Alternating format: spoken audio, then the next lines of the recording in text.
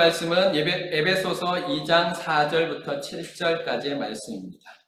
에베소서 2장 4절부터 7절까지의 말씀.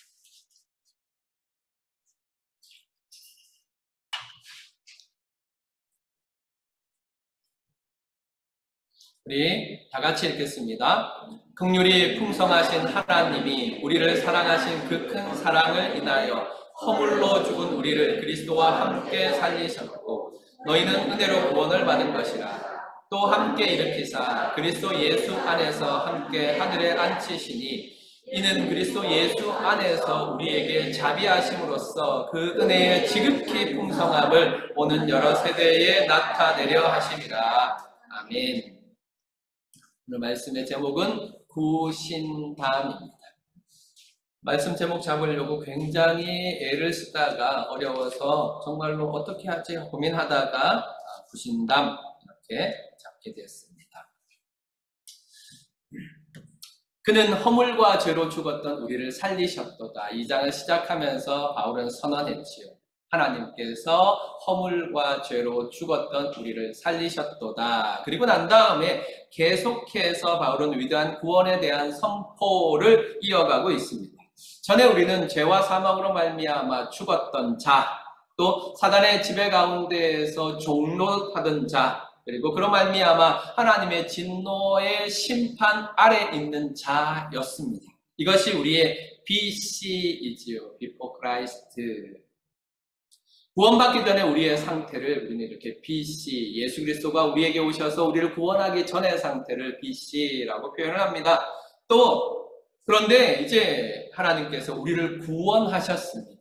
이 구원받은 우리의 삶, 너희를 살리셨도다 하는 그 구원받은 우리의 삶에 대해서 AD라고 표현하는데 이것은 이제 영어가 아니고 라틴어입니다. 그래서 아노 도미니, 그러니까 예수 그리스도께서 오신 후, 예수님이 오신 후라는 뜻입니다.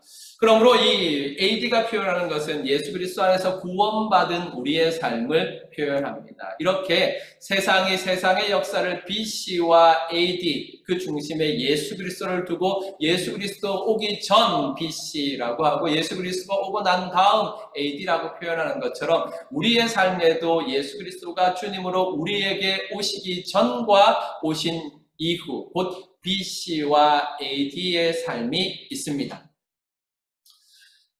오늘 성경 본문은 AD의 삶을 우리에게 보여주고 있는데 이 말씀을 나누기 전에 한번 생각해 봅시다. 우리는 정말 AD의 삶을 살고 있는가? 나는 지금 AD 몇 년, 주후 몇 년의 삶을 살고 있는가? 내가 분명히 교회를 다니고 예수를 믿기 시작한 지 10년, 20년, 어떤 때는 30년, 40년, 50년, 저는 이제 모태신앙이니까 53년이죠. 그렇게 살고 있는데 정말 나는 AD의 삶을 살고 있는가? 예수님 안에서 구원받은 삶을 살고 있는가? 혹시라도 세월 흘러가는 것도 느끼지 못하고 살고 있지 않은가? 내가 예수 안에서 이렇게 살아온 것도 기억하지 못하고 살고 있지 않은가? 세월이 변했다는 사실을 인식하지 못한 채 구원받지 못한 옛 습관을 그대로 따라서 영적인 꼰대와 같이 옛날에 말이야 라고 말하는 것처럼 그렇게 살아가고 있지는 않은가 생각해 보시기 바랍니다. 여러분은 AD 몇 년 사람입니까? 이것은 물리적인 시간을 말하는 것이 아닙니다. 영적으로 나는 도대체 몇 살이냐 이런 말입니다. 그래서 정말 오늘 말씀을 듣기 전에 우리 함께 고백하길 원합니다. 저를 따라서 한번 고백해 보시기 바랍니다. 나는 예수 그리스도 안에 살고 있습니다. 나는 예수 그리스도 안에 살고 있습니다. 나는 지금 예수 그리스도와 함께 살고 있습니다. 나는 지금 예수 그리스도와 함께 살고 있습니다. 나는 AD 인생입니다. 나는 AD 인생입니다. AD가 뭐라고요? 아노 도미니. 아노 도미니. 그렇습니다. 우리는 그렇게 예수 안에 살아가는 삶을 살아가고 있습니다. 그렇다면 예수 안에 있는 AD의 삶은 어떤 삶일까? 어떤 것일까? 구원받은 우리의 상태는 어떤 변화가 있었을까? 전에는 죄와 허물로 죽었던 자였는데 전에는 사탄의 종로로 타던 자였는데 전에는 진노의 자녀였는데 그러면 이제는 우리는 어떤 삶을 살아가고 있느냐 이것을 담고 있는 것이 오늘 본문입니다. 그래서 오늘 말씀의 제목이 구신담, 구원의 신비를 담은 말씀. 절대로 제가 세상을 따라가려고 이렇게 축약해서 지은 거 아니고요. 구원의 신비를 담은 말씀 하니까 뭔가 여러분에게 팍 안 와닿을 것 같아요. 그래서 조금이라도 가슴에 담게 하고자 구신담 이렇게 했습니다. 꼭 기억하시길 바랍니다. 그래서 오늘 본문을 통하여서 하나님께서 우리에게 주신 구원의 신비를 깨닫고 우리 주 예수 그리스도와 함께 AD의 삶을 살아가시기를 주님의 이름으로 축원합니다. 첫 번째 구신담, 그것은 구원의 신비를 담고 있는 말 첫 번째는 큰 사랑입니다. 큰 사랑, 구원은 그의 크신 사랑 때문입니다. 4절 보면 긍휼이 풍성하신 하나님이 우리를 사랑하신 그 큰 사랑을 인하여 라고 했습니다. 원문을 읽어보면 원문에는 사실은 요 앞에 하나님이 나오고 그 다음에 제일 앞에는 뭐가 나오냐면 그러나 라는 접속사가 나옵니다. 그래서 원문을 그대로 읽으면 그러나 하나님이 어떤 하나님? 긍휼에 풍성하신 하나님 그렇게 되어 있습니다. 그러니까 오늘 이 말씀은 하나님께서 그러나 하나님이 1, 2, 3절에 이런 상태였는데 그러나 하나님이 이렇게 읽게 되는 거죠. 그러니까 4절을 읽을 때 그렇게 읽어야 되는 거죠. 1, 2, 3절을 읽으면서 마음이 그랬지 하다가 전에는 우리가 그랬지 하다가 4절에서는 그러나 하나님이로 넘어가는 거지. 그러니까 이건 그냥 읽을 수 없지요. 그러나 하나님이라고 감격적으로 읽어야 될 것입니다. 1절부터 3절에 기록된 구원받기 전에 비참한 상태에 있던 우리를 위하여서 하나님이 행하신 일, 그것이 바로 4절부터 7절까지 담겨 있다. 그래서 이 구절을 시작할 때 그러나 하나님이 라고 시작하는 것입니다. 우리와 하나님 사이, 하나님과 우리의 사이가 깨진 것은 하나님 편의 잘못이 아닙니다. 우리가 하나님을 배반하였습니다.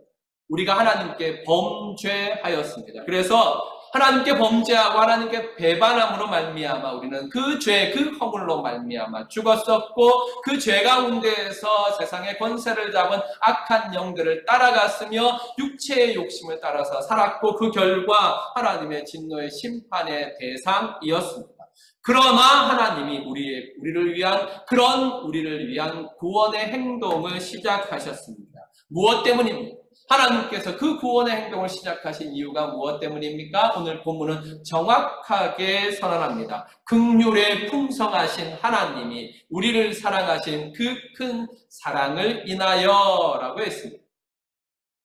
긍휼에 풍성하신 하나님, 이 긍휼도 사실은 단순히 마음속에 불쌍하다 하는 이 마음만을 의미하는 말은 아닙니다. 실제적으로 도움을 주는 구제 행위를 포함하는 말이 긍휼입니다. 그래서 다른 성경 본문에서는 이것을 자비하심과 자비를 베푸심 이렇게 번역을 했습니다. 그러므로 이 긍휼은 하나님께서 우리에게 베푸신 사랑의 행함을 포함하고 있는 것입니다. 또 그 큰 사랑이라고 했습니다. 그 큰 사랑. 처음 이제 성경을 읽을 때는 그 큰 사랑 했으니까 그가 그냥 단순하게 정관사로 생각했습니다. 그 사랑이니까. 그런데 원문에 보니까 그 사랑이 정관사가 아니라 소유대명사였어요. 그러니까 그의 사랑이라는 것이죠. 그러니까 정확하게 읽으면 그의 큰 사랑, 하나님의 큰 사랑이라는 뜻입니다. 하나님은 우리를 사랑하시는 그의 큰 사랑, 그 사랑으로 말미암아 우리를 구원하신 것입니다. 다른 것이 아니라 그 사랑 때문에 이것이 구원의 동기입니다. 우리의 구원은 무엇으로부터 나옵니까? 하나님의 큰 사랑으로부터 나온다. 그런 말입니다.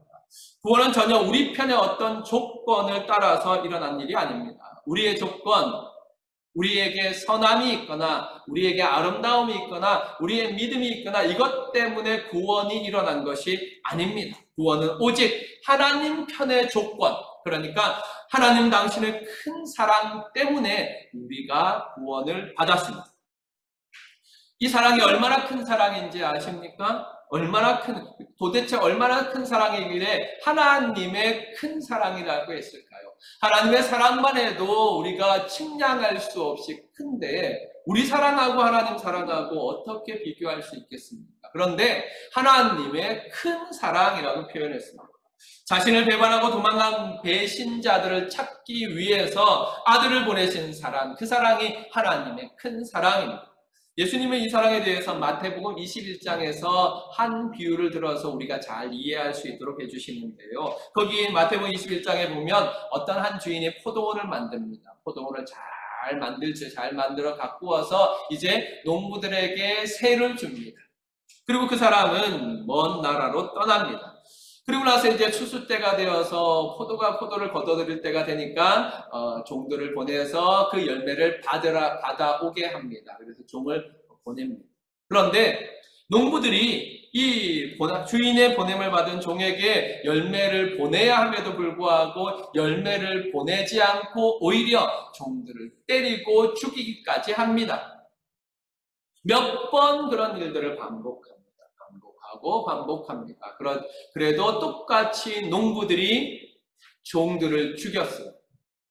열매를 보내지 않았습니다. 세를 내지 않았습니다. 그래서 주인은 생각합니다. 이 사람들이 내 아들을 보내면 나를 존경하고 내 아들을 존중하여서 세를 내겠지, 회개하고 돌이키겠지 생각하고 아들을 보냅니다. 그런데 농부들은 오히려 이 아들이 상속자라는 사실을 깨닫고 이 아들을 죽여버리면 이것이 우리 것이 되겠구나 생각하고 탐내어서 상속자인 아들을 죽여버렸습니다. 예수님이 하신 비유입니다. 그러나 이 일은 실제로 그대로 일어났습니다. 어떻게 일어났습니까? 하나님의 백성된 유대인들이 하나님의 아들, 하나님께서 사랑으로 보내신 예수 그리스도를 십자가에 못 박음으로 말미암아 그대로 일어났습니다. 하나님께서 이 유대인들을 어떻게 해야 하겠습니까? 이 비유 끝에 예수님은 묻습니다. 뭐라고 묻느냐 하면, 그러면 포도원 주인이 올 때에 그 농부들을 어떻게 하겠느냐? 어떻게 해야 하겠느냐? 그 주인이 이 농부들을 어떻게 하는 것이 마땅하냐? 물었습니다. 그러자 그 말을 듣는 유대인들이 대답합니다. 41절에 보면 그들이 말하되 그 악한 자들을 진멸하고 포도원은 제때에 열매를 바칠 만한 다른 농부들에게 새로 줄지니이다 라고 대답했습니다. 그렇지 않습니까? 그 농부들은 그렇게 심판받아 마땅하지 않습니까?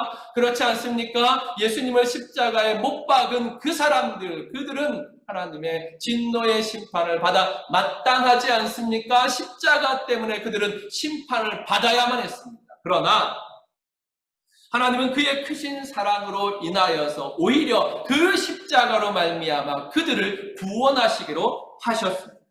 범죄자를 용서하시는 사랑, 아니 그 범죄자를 위해 대신 아들을 주시는 사랑, 아니 그 범죄자를 위하여 자신을 십자가에 내어주신 그 사랑, 그 측량할 수 없는 놀라운 사랑, 그 크신 사랑으로, 그의 크신 사랑으로 말미암아 우리가 구원을 받았습니다. 이것이 우리가 받은 구원의 신비, 구원의 동기입니다. 우리는 이 크신 하나님의 사랑으로 말미암아 구원받았습니다. 도무지 이해할 수 없는 사랑, 노래할 수밖에 없는 사랑. 그래서 우리는 항상 그렇게 노래하지 않습니까?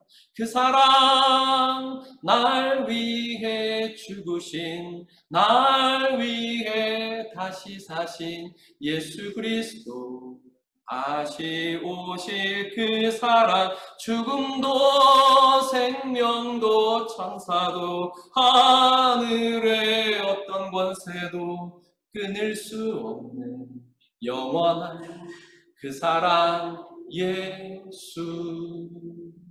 정말로 노래할 수밖에 없는, 뭐라고 말할 수 없는, 오직 찬양할 수밖에 없는 그 사랑, 그 크신 그의 사랑, 하나님의 사랑으로 말미암아 저와 여러분들이 구원받았습니다. 이 사실을 믿으시기를 주님의 이름으로 축원합니다. 두 번째 구신당, 구원의 신비를 담고 있는 말, 두 번째는 함께입니다. 구원은 예수 그리스도와 함께입니다. 5절과 6절을 함께 읽겠습니다. 시작.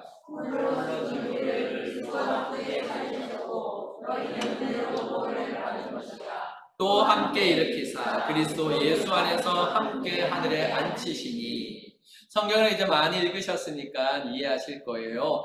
성경에서 반복되는 것은 중요하다. 우리도 그렇잖아요. 뭔가 말할 때 중요한 거 계속해서 반복해서 말하잖아요.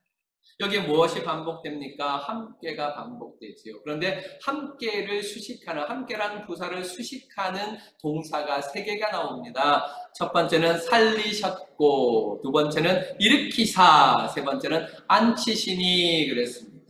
그러니까 함께 읽으면 함께 살리셨고, 함께 일으키사, 함께 앉히시고입니다. 그런데 이 부사와 이 동사는 어디에 수식되느냐 하면 그리스도, 예수 그리스도 안에서와 함께 연결됩니다. 그러므로 하나님께서는 그의 크신 사랑으로 우리를 예수 그리스도와 함께 살리시고, 예수 그리스도와 함께 일으키시고, 예수 그리스도와 함께 앉히셨습니다. 이것이 우리의 구원입니다. 앞에 나왔던 구심단 첫 번째 말 뭐죠? 그 크신 사랑, 크신 사랑. 그 크신 사랑은 우리 구원의 동기라면 함께는 우리 구원의 정체입니다. 하나님께서 우리를 어떻게 구원해 가시느냐, 우리의 구원은 어떻게 진행되느냐, 함께 살리시고, 함께 일으키시고, 함께 앉히시는 데까지 나아가는 것입니다. 이 말을 읽으면서 이거 뭐하고 좀 비슷한데? 어디하고 비슷한데? 네, 1장에 있는 말씀하고 비슷하지요. 우리가 그때 예수님의 높아지심을 말씀을 나눴지 않습니까? 하나님께서 예수님을 높이셨어요. 어떻게 높이십니까? 무덤에서 부활하게 하시고 승천하게 하시고 보좌에 앉으시고 다시 재림주로 모든 이름이 그 아래에 무릎 꿇게 만드셨습니다. 지극히 크신 하나님의 능력이 예수님을 높이시고 높이셨습니다. 이것을 예수님의 높아지심 그랬는데, 오늘 본문에서는 이 예수님의 높아지심을 그대로 어디에다 적용시키느냐 하면 우리의 구원에 적용시키십니다. 그러니까 가끔 그런 질문 받잖아요. 구원이 도대체 뭐예요? 옛날에 정말 목사님들이 많이 썼던 말은 10원에서 1원 빠지는 게 구원이에요, 뭐 이런 거였는데, 왜 그런 말을 하는지 아십니까? 구원을 제대로 설명하는 성도가 없기 때문에 그래요. 이 방송도 되고 있으니까 제가 한 분 불러다가 여기다 불러고 구원이 뭡니까? 라고 물으면 대답할 자신 있으십니까? 이제 대답하실 수 있어요. 구원은 뭐냐면 하나님께서 지극히 크신 사랑, 그 크신 사랑으로 우리를 예수 그리스도와 함께 살리시고, 함께 일으키시고, 함께 앉히시는 것입니다. 얼마나 정확해요. 이 하나님께서 이루어 가시는 구원을 정확하게 설명하고 있습니다. 그것을 우리의 구원의 신비를 말씀해 주고 있는 이 본문은 예수 그리스도가 높아지신 것처럼, 아니 하나님께서 예수님을 높이신 것처럼 우리를 똑같이 높이시겠다. 이게 하나님의 구원의 약속입니다. 예수님이 높아지신 대로 우리가 높아지는 것, 이것이 우리를 구원하신 놀라운 부분입니다. 우리는 단순하게 구원 그러면 우리가 물에 빠졌었는데 그 물속에서 우리를 구원해 주셨다. 죄에서 우리를 구원해 주셨다. 우리가 심판에서 구원받았다. 그럽니다. 우리 속담에 그런 말 있잖아요. 물에 빠진 놈 건져놨더니 보따리 달라고 그러잖아요. 그런데 우리 하나님 어떤 분이신지 아세요? 물에 빠진 놈 건져내서 보따리 주시고, 가락지 끼워주시고, 옷 입혀주시고, 소잡아 잔치 벌여주시는 분이 우리 하나님이십니다. 아멘 안 해도 제가 상관없다는 이유 때문에 여러분이 아멘 안 하신다는 소문이 있어요. 제가 아멘 안 해도 라고 말하고 그 뒤에 하는 말들을 유의해 보세요. 아멘 안 해도 하나님은 그렇게 하십니다.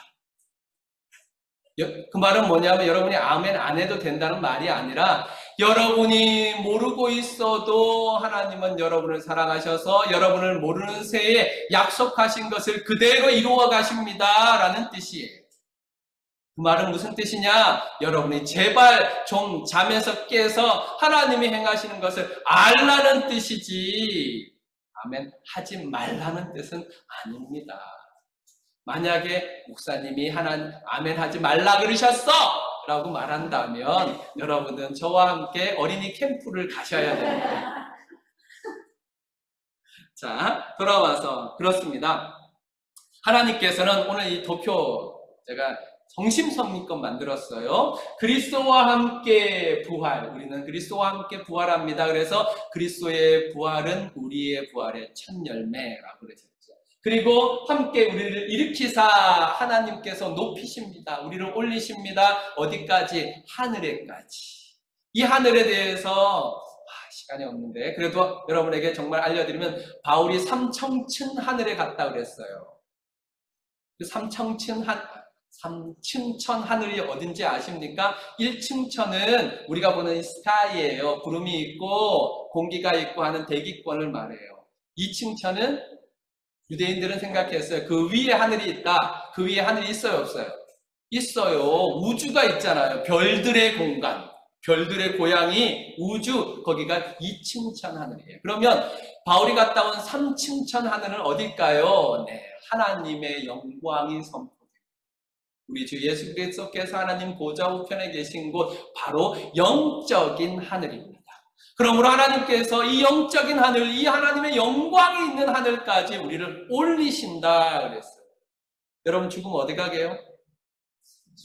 3층 천 하늘에. 저만 가요?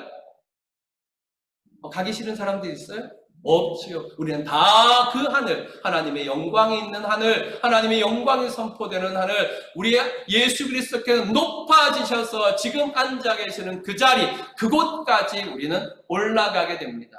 그래서 하나님께서 우리를 그렇게 높이시기를 원하십니다. 또 함께 하늘에 앉히시니 그랬어요. 사실은 제가 이 성경 말씀을 읽으면서 약간 이래도 되나? 우리가 여기까지 가도 되나? 그런 생각이 들었어요. 왜요? 하나님 보좌에까지, 하늘에까지 앉히신다 그랬으니까 마음에 내가 거기까지 못 가지. 이게 겸손 같지요? 아니에요. 안 겸손이에요. 왜요? 하나님이 하시겠다는데 하나님 나 안 돼요. 그게 교만이에요. 베드로가 보여준 교만이 바로 거기에 있지 않습니까? 우리는 하나님보다 겸손한 척하면 안 돼요. 하나님보다 착한 척해서도 안 돼요. 가장 분명한 기준은 하나님과 하나님의 말씀입니다. 하나님께서 우리를 저 높은 보좌에 앉히시겠다 그러면 그냥 어떻게 해야 돼? 하나님 나는 그렇게 할 수 없어요. 안 돼요. 나는 그렇게 안 돼요. 이거 안 돼요. 아멘! 감사합니다. 하나님 감사합니다. 아버지 그거 바라보고 살겠습니다. 그 영광, 장래의 영광 보고 살아가겠습니다. 그렇게 하는 것이 겸손입니다. 하나님께서 주시겠다고 하시면 아멘! 그게 겸손이에요. 안 돼요! 그거 교만이에요. 아무리 포장을 해도, 아무리 교양 있게 포장을 해도 그게 교만입니다. 그렇게 하나님께서는 함께, 예수님과 함께 하늘의 보좌에 앉히시겠다 말씀하셨습니다. 이건 논리적으로도 맞아요. 왜냐하면 우리 지난주에 말씀을 나눴어요.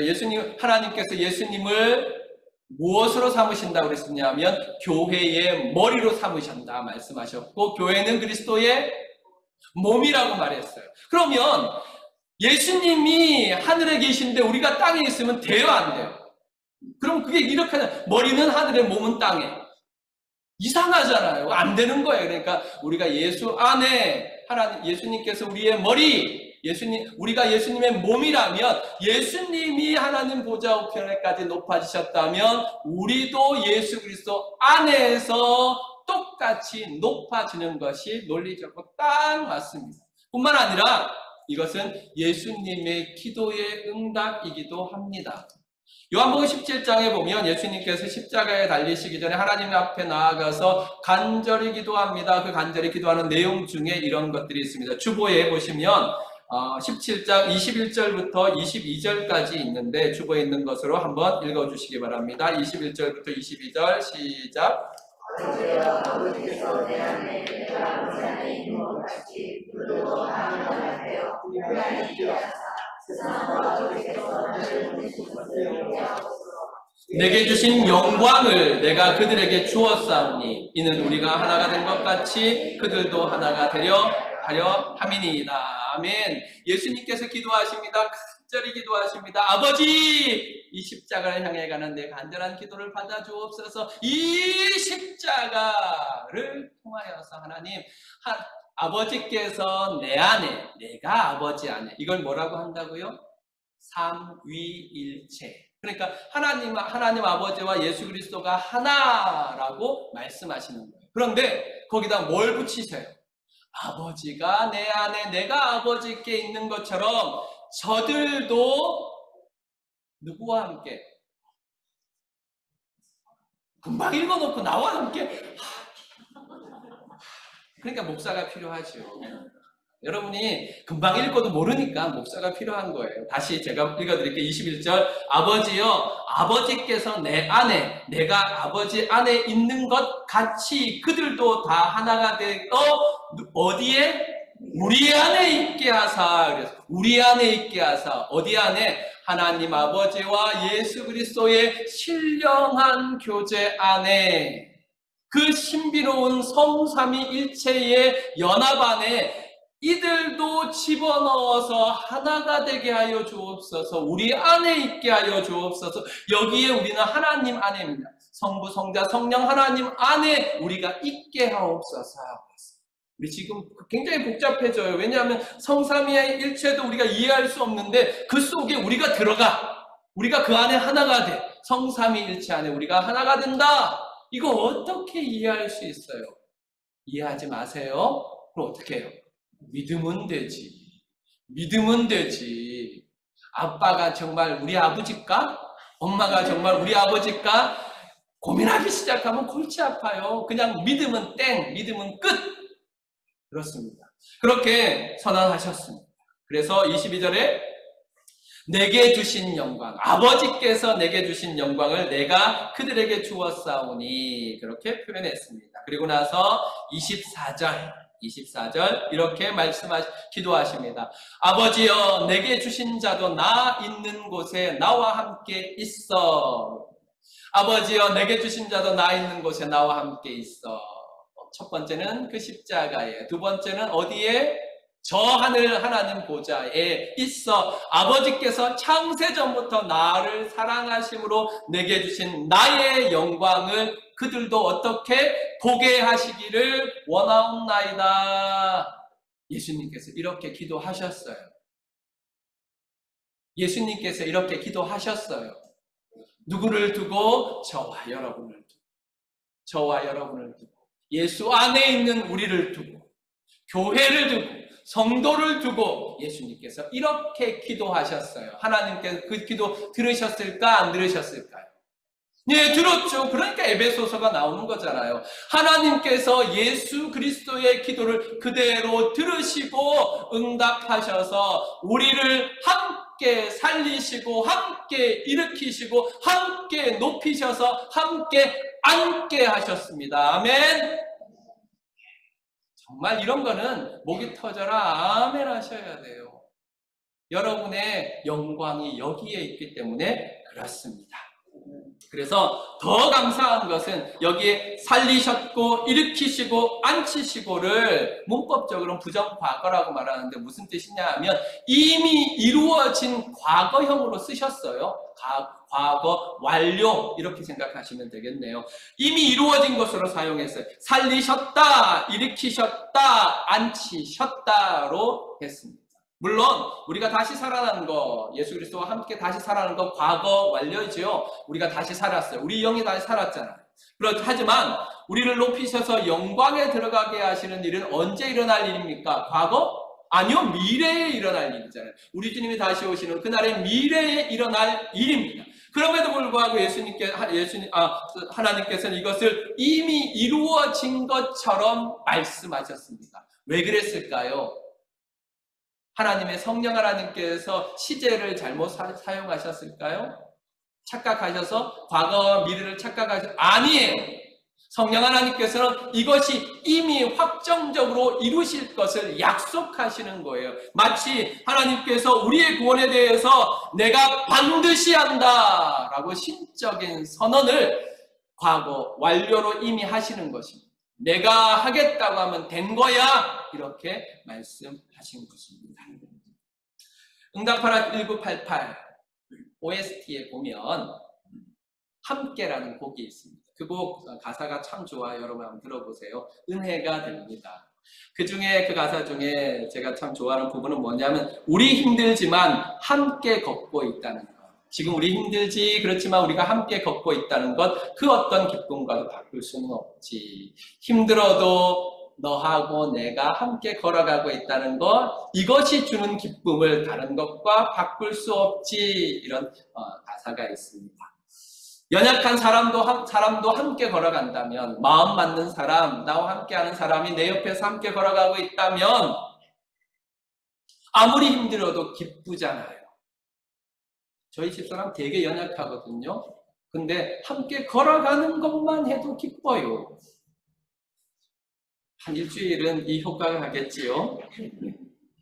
그런데 우리 구원의 길, 우리가 다시 살아 저 천국을 향하여 나아가는, 다시 살리시고 일으키시고 앉히시는 저 영광을 향하여 나아가는 길, 이게 우리의 구원의 길 아닙니까? 그 구원의 길을 예수님은 어떻게 연결시켜 주시냐 하면 예수 그리스도와 함께, 그리스도와 함께, 그리스도와 함께 걸어간다, 그렇게 말씀하고 계시는 거예요.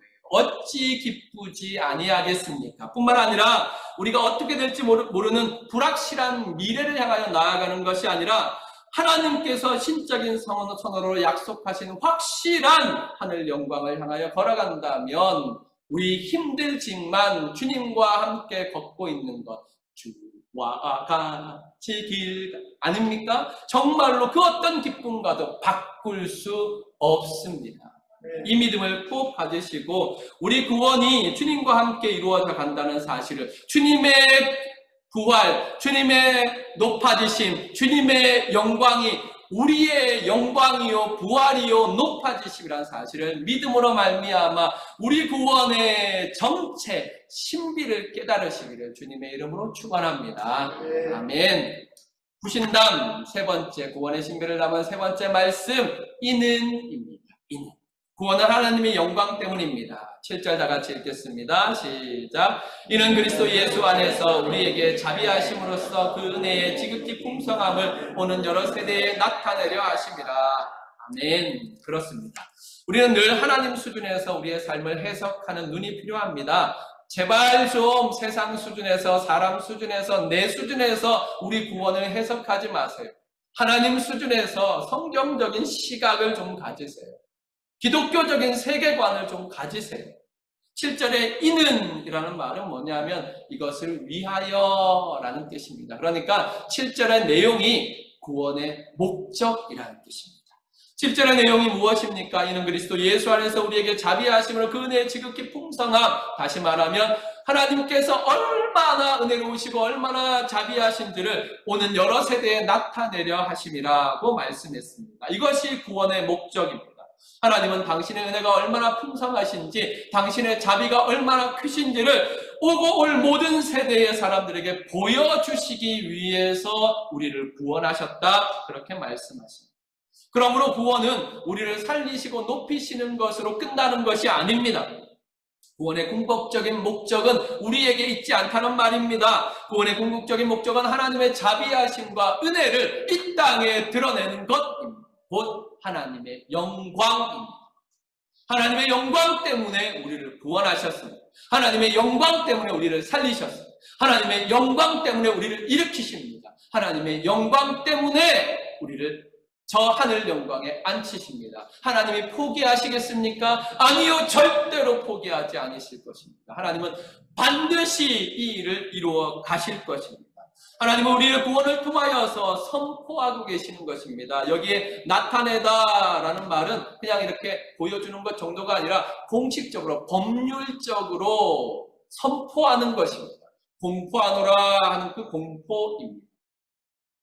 하나님은 선포하고 계십니다. 우리의 구원을 통하여서 이 어그러진 세대를 향하여서 하나님이 얼마나 자비로우시고 은혜로우시고 긍휼하신지를 죽은 우리를 살려내심으로 낮고 천한 우리를 영광으로 높이심으로 선포하고 계십니다.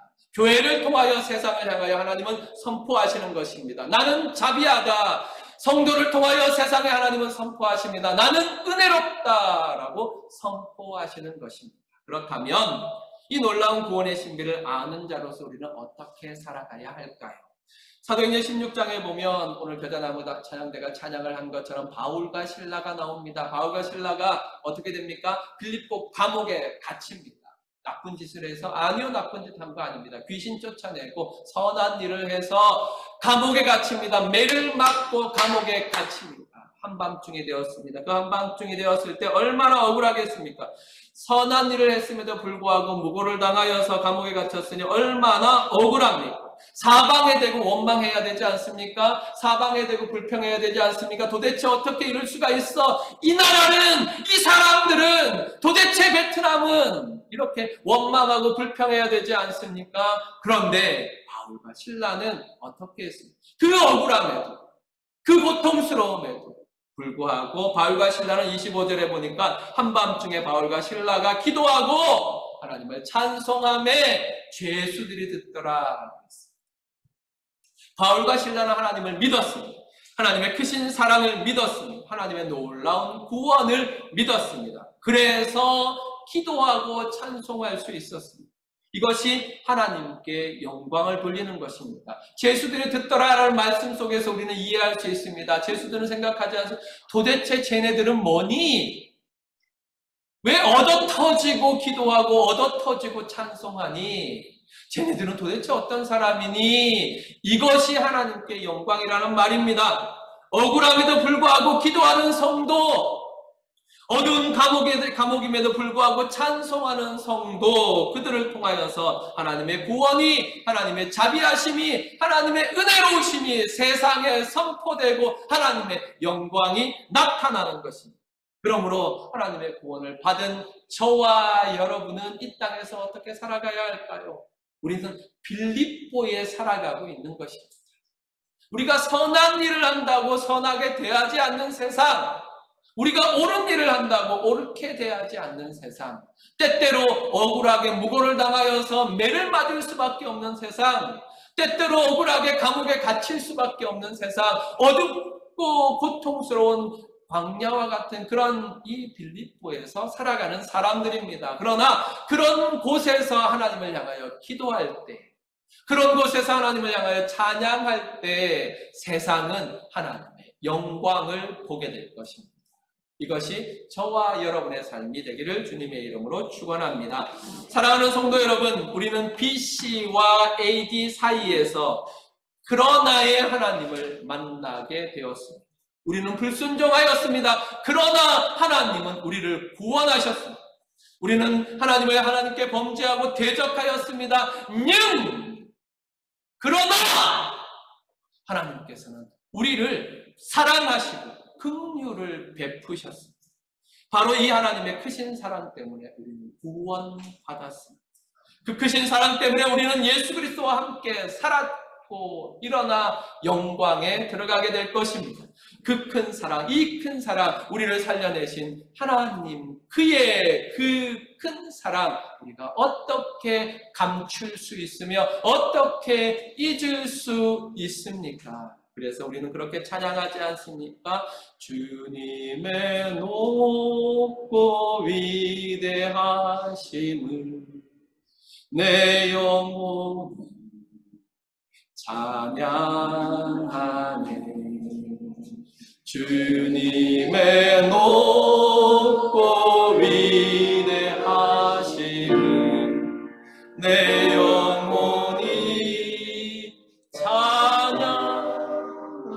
찬양하네. 오늘 우리가 함께 부를 찬양은 찬송가 79장입니다. 그런데 이 79장 우리는 주 하나님 지으신 세계로 시작하지 않습니까? 그런데 3절과 4절에는 이렇게 고백합니다. 주 하나님 독생자 아낌없이 우리를 위해 보내주셨네. 십자가에 피 흘려 죽으신 주 내 모든 죄를 대속하셨다. 4절에 내 주 예수 세상에 다시 올 때 저 천국으로 날 인도하리. 나 겸손히 엎드려 경배하며 영원히 주를 찬양하리라. 우리 함께 찬양하겠습니다. 주님의 높고 위대하심을, 주님의 높고 위대하심을 내 영혼이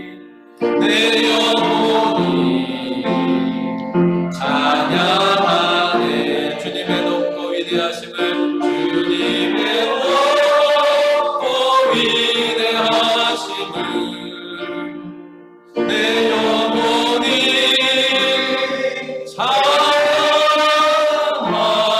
찬양하네. 주 하나님 독생자 김없이 하나님 독생자 김없이 우리를 위해 보내주셨네. 십자가에 피 흘려 죽으신 주 내 모든 죄를 대속하신 주님의 높고 위대하심을, 주님의 높고 위대하심을 내 영혼이 찬양하네. 주님의 높고 위대하심을 내 영혼이 찬양하네. 내 주 예수, 내 주 예수 세상에 다시 올 때 저 천국으로 날 인도하리. 나 겸손히 엎드려 경배하며 영원히 주를 찬양하리라. 주님의 높고 위대하심을 내 영혼이 찬양하네. 주님의 높고 위대하심을, 높고 위대하심을 영원히 찬양하네.